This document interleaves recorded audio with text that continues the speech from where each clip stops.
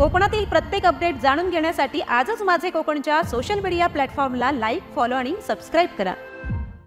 नमस्कार, मी प्रणाली भोसले। माझे कोकणच्या प्राइम टाइम बुलेटिनमध्ये आपल्या सर्वांचं मनपूर्वक स्वागत करते। बुलेटिनला सुरुवात करण्याआधी पाहूयात हेडलाईन्स। खेडमध्ये निवडणुकीपूर्वी दंगल नियंत्रण सराव, पोलिसांकडून तयारीची काटेकोर चाचपणी, संभाव्य गोंधळ टाळण्यासाठी विशेष लक्ष। कोकणात स्थानिक निवडणुकांची धामधूम, निवडणुकीच्या पार्श्वभूमीवर राजकीय घडामोडींना वेग। तटकरेंचा पक्षांतर केलेल्यांना कडक इशारा, म्हसळा नगरपंचायतीत राजकीय खळबळ, कायदेशीर कारवाईचा तटकरेंनी दिला अल्टिमेटम। आणि महायुतीच्या जाहीरनाम्यात महाड स्मारकाचं काय, तटकरेंचा मोठा खुलासा। पाहुयात सविस्तर वृत्त। रत्नागिरी जिल्ह्यातील खेड तालुक्यात आगामी नगरपरिषद निवडणुकांच्या पार्श्वभूमीवर खेड पोलिसांनी आपली सज्जता दाखवली आहे। निवडणुकीत कोणताही अनुचित प्रकार घडू नये, कायदा व सुव्यवस्था कायम राहावी यासाठी खेड एसटी डेपो मैदानात दंगल नियंत्रण पथकाची मॉक ड्रिल आयोजित करण्यात आली होती। या प्रात्यक्षिकादरम्यान पोलिसांनी जमाव नियंत्रण, तातडीचा प्रतिसाद आणि दंगल नियंत्रणाच्या विविध प्रक्रियेचे थेट प्रदर्शन केले। उपविभागीय पोलीस अधिकारी सनस आणि खेड पोलीस ठाण्याचे पोलीस निरीक्षक विवेक अहिरे यांच्या उपस्थितीत हे मॉक ड्रिल पार पडले। जवानांनी परिस्थिती नियंत्रणात आणण्याचे कौशल्य दाखवत कोणत्याही आव्हानासाठी सज्ज असल्याचे स्पष्ट केले। आगामी निवडणुका शांततेत आणि पारदर्शकपणे पार पाडण्यासाठी पोलीस प्रशासन पूर्णपणे सज्ज आहे। संभाव्य गोंधळ आणि कायदा व सुव्यवस्थेची स्थिती हाताळण्यासाठी विशेष तयारी करण्यात आली आहे। विशेषतः संवेदनशील समजल्या जाणाऱ्या भागांवर पोलिसांचे बारीक लक्ष असणार आहे। खेडवासीय शांततेत आणि निर्भयपणे मतदान करू शकतील याची खात्री पोलीस प्रशासन देत आहे। निवडणुकीपूर्वीची ही तयारी शांततापूर्ण वातावरणाची ग्वाही देते। सिंधुदुर्ग जिल्ह्यातील वेंगुर्ल्यात आगामी निवडणुकांसाठी राजकीय घडामोडींना वेग आलाय। उद्धव बाळासाहेब ठाकरे पक्षानं या ठिकाणी कंबर कसली असून नगरसेवक आणि नगराध्यक्ष पदासाठी निकम दाम्पत्य रिंगणात उतरले आहेत। नगरसेवक पदासाठी सुमन संदेश निकम तर त्यांचे पती संदेश निकम हे नगराध्यक्ष पदासाठी निवडणूक लढवत आहेत। निकम दाम्पत्याने वेंगुर्ल्यात जोरदार प्रचाराला सुरुवात केली असून जनतेचा सक्रिय सहभाग पाहायला मिळतोय। नमस्कार, मी सुमन निकम, प्रभाग क्रमांक 8 मधून निवडणूक लढवत आहे आपल्या भागाची। आणि मी गेली 10 वर्ष अपक्ष म्हणून निवडून येते। आता मी शिवसेनेतनं म्हणजे उद्धव बाळासाहेब ठाकरे मशाल्या चिन्हावरून निवडणूक लढवित आहे। आणि आज मी प्रचारात सुरुवात गेली 2 दिवस झाले, आजचा माझा 3रा दिवस आहे। मुख्य म्हणजे रस्ता, वीज, पाणी हे सर्वसामान्य झाले, त्यापेक्षाही त्या पलीकडे जाऊन मी माझं काम करणार आहे या प्रभागामध्ये। आणि माझे मिस्टर संदेश प्रभाकर निकम हे नगराध्यक्षासाठी उभे आहेत। मग ते आम्ही दोघांनी असं ठरवलं आहे की एक चांगलं शहराचा विकासाचे अनेक मुद्दे आहेत। त्यामध्ये एक हॉस्पिटल आहे आमचं, जे ग्रामीण हॉस्पिटल आहे त्याला उपजिल्हा हॉस्पिटल म्हणून दिलेलं आहे नाव, पण त्याचं डॉक्टर अजिबात नाही आहे, डॉक्टरच नाही आहेत। कोणी एखादी जर महिला गेली प्रसूतीसाठी तर तिथे काहीच होत नाही, त्याला कुडाळ किंवा सावंतवाडीला जावं लागतं आणि नाहीतर बांबोलीला जावं लागतं। मग डॉक्टर हे आमचा मेन महत्वाचा म्हणजे मुद्दा आहे। डॉक्टर हॉस्पिटलमध्ये डॉक्टर आणणे हा फार एक महत्वाचा मुद्दा आहे। त्याशिवाय रस्त्यावर फिरणारे मोकाट कुत्रे आहेत, त्यामुळे लहान मुलं असो किंवा ज्येष्ठ नागरिक त्यांना खूप त्रास होतो। त्या भटक्या कुत्र्यांचा मुद्दा मी उपस्थित करणार आहे, तो एक फार महत्वाचं काम आहे। 3रा मुद्दा अपंग आहे, ज्येष्ठ नागरिक आहे, त्यांच्यासाठी मी काम करणार आहे। खूप चांगला प्रतिसाद मिळतोय। माझे मतदार सांगतात की तुम्ही वहिनी येऊ नका परत, कारण आमची मतं तुम्हालाच आहे, तुम्ही येऊ नका, आमची मतं तुम्हालाच आहे। प्रत्येक वेळी मला सांगत असतात, पण माझं जाणं हे फार महत्वाचं आहे असं मला वाटतं। सिंधुदुर्ग जिल्ह्यातील सावंतवाडी नगर परिषदेच्या निवडणुकीच्या पार्श्वभूमीवर राजकीय घडामोडींना वेग आलाय। याच दरम्यान भाजपनं सावंतवाडी नगर परिषदेवर आपला भगवा फडकवण्याचा दावा केलाय। भाजप नेते विशाल परब यांनी सावंतवाडीत भाजपला विजय मिळेल असा ठाम विश्वास व्यक्त केलाय। मला एकच आपल्या माध्यमातून सांगावंसं वाटतंय की आम्ही विरोधक कोणाला मानत नाहीये, सर्व आमचे मित्र बांधव आहेत। 2 तारीख झाल्यानंतर 3 तारीखला आम्ही सर्वजण एकत्रच असणार आहोत। आपण एका शहरातील मंडळी आहोत, एका जिल्ह्यातील मंडळी आहोत, आपण एकामेकाला कायमस्वरूपी भेटत असतो, परंतु कोणावरही आमची भारतीय जनता पार्टीची शिस्त आहे की टीका टिप्पणी आम्ही करणार नाही। कोणी बोललं तरी विरोधक आम्ही मानत नाही, आमचे मित्र मानतोय। त्यांना सर्वांना मी धन्यवाद देतोय कारण गेले अनेक महिने किंवा वर्ष माझ्याबद्दल असंख्य ठिकाणी प्रसार माध्यमांमध्ये खूप चांगलं बोललं जातं, त्याबद्दल धन्यवाद. कारण या ठिकाणी भारतीय जनता पार्टीवरती प्रेम करणारी मंडळी या ठिकाणी पुन्हा एकदा आमच्या पक्षाला एक आशीर्वाद देत आहेत आणि सामील झालेली आहेत. आज मराठा समाजाचे असतील किंवा मुस्लिम आमच्या भगिनी असतील, मुस्लिम समाज असेल, सर्वांनी आम्हाला आशीर्वाद दिलेला आहे. या ठिकाणी आमच्या जिल्ह्याचे सर्व नेते किंवा राज्याचे नेत्यांनी आम्हाला आशीर्वाद दिलाय की भारतीय जनता पार्टीची सत्ता ही 2 तारीखला नक्की बसणार आहे, याची खात्री संपूर्ण पक्षाला म्हणा किंवा जनतेला झालेली आहे. त्या विश्वासाने या ठिकाणी विकासाचा जो विषय आहे, डेव्हलपमेंटचा विकासाचा जो विषय आहे, तो सावंतवाडीमध्ये फक्त भारतीय जनता पार्टी करू शकते, या संपूर्ण आश्वासन किंवा त्यांना वाटत असल्यामुळे त्या मंडळींचा प्रवेश या ठिकाणी झालेला आहे. वेंगुर्ला नगरपालिकेच्या आगामी निवडणुकीच्या पार्श्वभूमीवर राजकीय घडामोडींना वेग आला आहे. सावंतवाडी विधानसभा मतदारसंघातील वेंगुर्ला येथे काँग्रेसने आपलं मोठं शक्ती प्रदर्शन केलंय. काँग्रेसचे जिल्हाध्यक्ष आणि वेंगुर्ला नगरपालिकेतील नगराध्यक्ष पदाचे उमेदवार विलास गावडे यांच्या नेतृत्वाखाली काढण्यात आलेल्या भव्य रॅलीने बाजारपेठ दणाणून सोडली.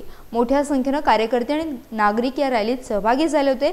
काँग्रेसने ही निवडणूक पूर्ण ताकदीने लढवण्याचा निर्धार केला असून वेंगुर्ला शहरात विकासाची नवी पहाट आणण्याचा संकल्प केला आहे. या ठिकाणी वेंगुर्ला शहरामध्ये प्रत्येक नागरिकांची भेट घेऊन त्या ठिकाणी जो काय विकास करायचा या संदर्भातली लोकमतातनं आम्ही चर्चा करतो आणि त्या ठिकाणी लोकांचं पूर्णपणे आम्हाला या ठिकाणी सहकार्य आहे की खऱ्या अर्थानं काम करण्याची संधी ही नगर परिषदेच्या उद्याच्या होणाऱ्या निवडणुकीत जनतेची सेवा मिळेल करायला या उद्दिष्टातनं आज काँग्रेस पक्षाचा उमेदवार म्हणून मी प्रत्येक घरोघरी दारोदारी जाऊन एक मत काँग्रेसला द्या अशा पद्धतीचा प्रचार यंत्रणा आमची चालू आहे आणि पूर्णपणे आम्हाला या ठिकाणी जनतेने आज सहकार्य आहे.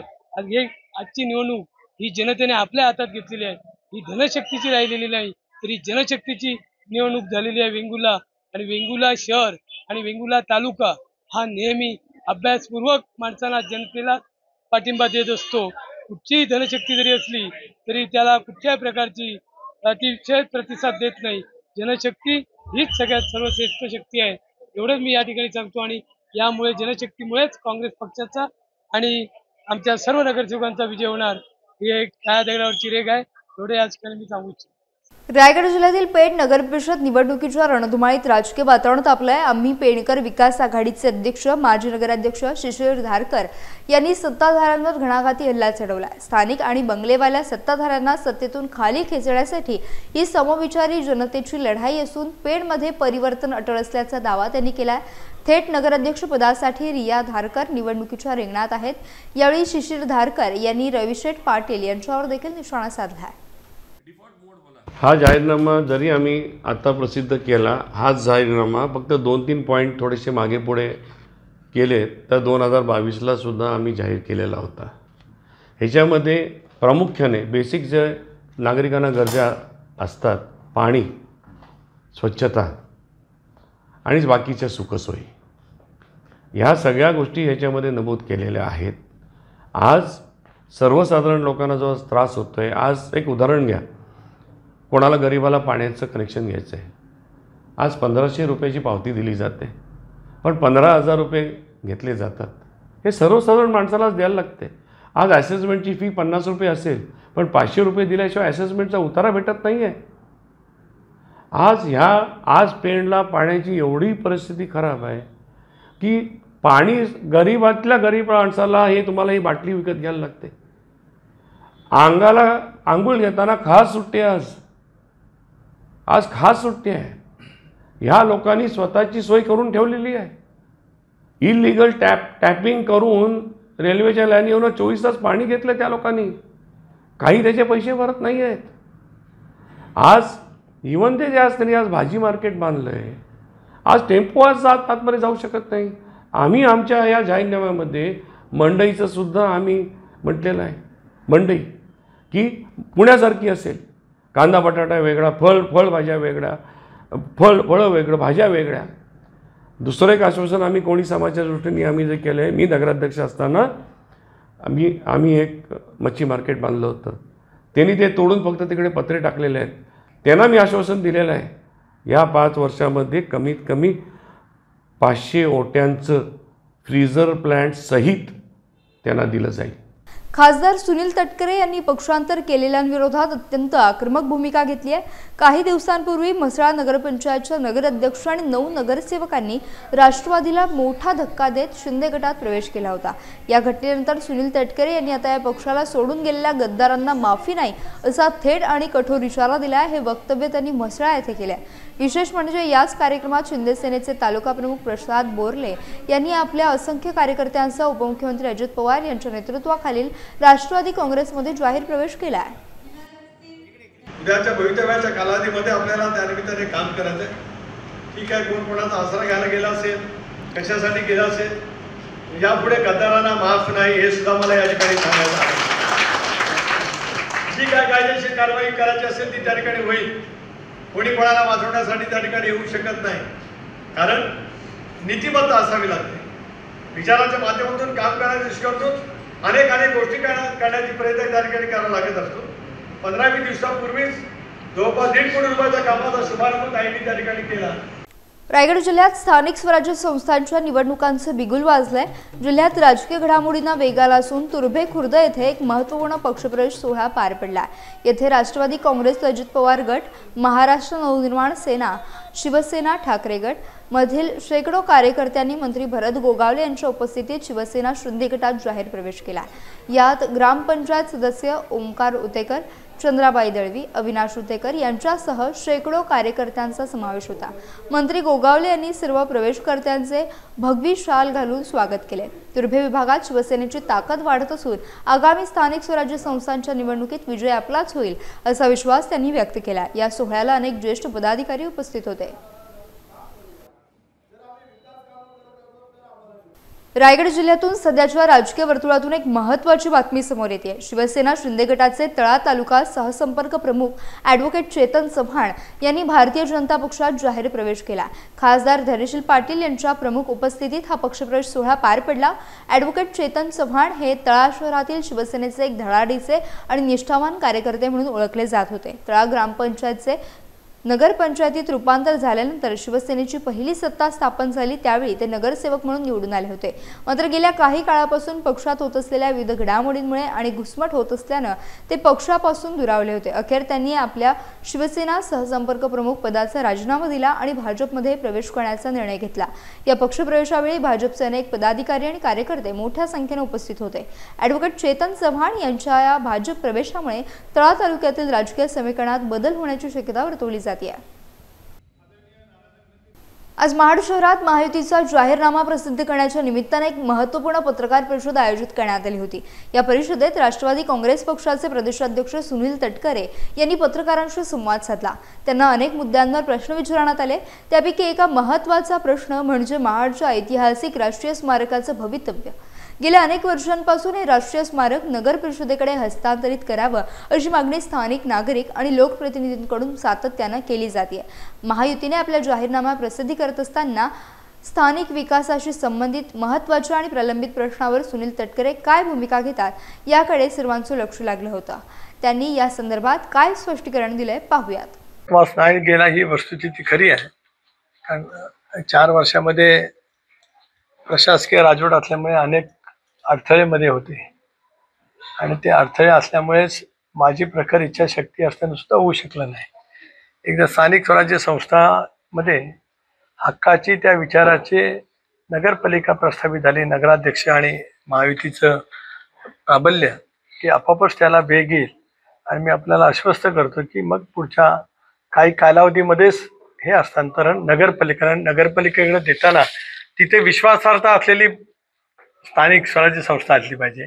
ती विश्वासार्हता महत्त्वाची आहे, कारण आपल्याला मिळालेलं हे सगळं त्या विश्वासानं जतन करू शकतील असे लोकप्रतिनिधी तिथे असले तर मग त्याच्यातून त्या कामाला वेग येऊ शकतो। आणि मला विश्वास आहे की भारतीय जनता पक्षाने राष्ट्रवादी काँग्रेस पक्षाचं उभं केलेलं पॅनल जनतेने बसवल्याच्या नंतर त्या विश्वासार्हतेच्या माध्यमातून हे लगेच हस्तांतरण केलं जाईल।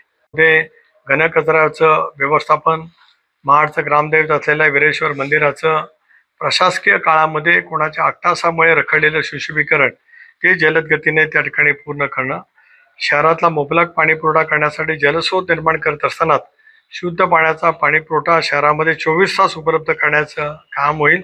कदाचित कोणाला तरी बरं वाटावं, कारण ज्येष्ठ सहकारी असल्यावर कोणाचं तरी मानसिक समाधान करावं लागत असतं.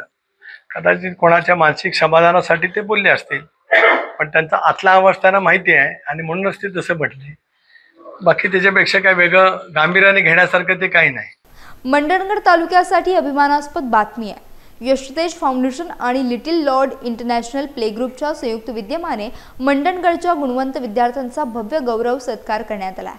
प्रो ॲक्टिव्ह अबॅकस अँड वैदिक मॅथ्स पुणे येथे झालेल्या राज्यस्तरीय स्पर्धेत मंडणगडच्या विद्यार्थ्यांनी चमकदार कामगिरी करत सुवर्ण पदक, ट्रॉफी आणि अनेक प्रमाणपत्रांची कमाई केली आहे. आपल्या तालुक्याचे नाव राज्य पातळीवर उज्ज्वल करणाऱ्या विद्यार्थ्यांचा नुकताच मान्यवरांच्या उपस्थितीत यथोचित सत्कार सोहळा पार पडला. या स्पर्धेत 20हून अधिक विद्यार्थ्यांनी नेत्रदीपक यश मिळवले, ज्यात अर्जुन बर्जे, अथर्व मोहिते, विधी आंबेकर यांसारख्या अनेक होतकरू मुलामुलींचा समावेश होता.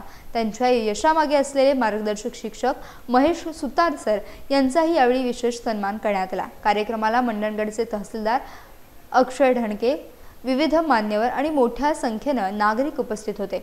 आयोजकांनी विद्यार्थ्यांच्या यशाचं कौतुक करत पुढील काळातही अशा शैक्षणिक उपक्रमांना प्रोत्साहन देण्याचं आश्वासन दिलंय. मंडणगडच्या चिमुकल्यांनी मिळवलेलं हे यश खरोखरच कौतुकास्पद असून ते इतरांसाठी प्रेरणादायी ठरत आहे. याचा बुलेटिनमध्ये वेळ झाली. इथेच थांबण्याची भेटूयात नवीन बुलेटिनसह. तोपर्यंत तुम्ही कुठेही जाऊ नका, पाहत रहा फक्त माझे कोकण.